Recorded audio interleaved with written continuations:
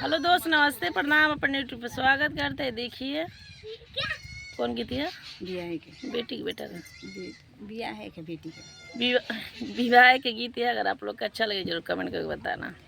बेरिया के बेरी तू के बरजिए बाबा जजर माड़ुआ जानी छवाई बेरिया की बेरी तू के बरजिए बाबा जजर माड़ुआ जानी छवाई जा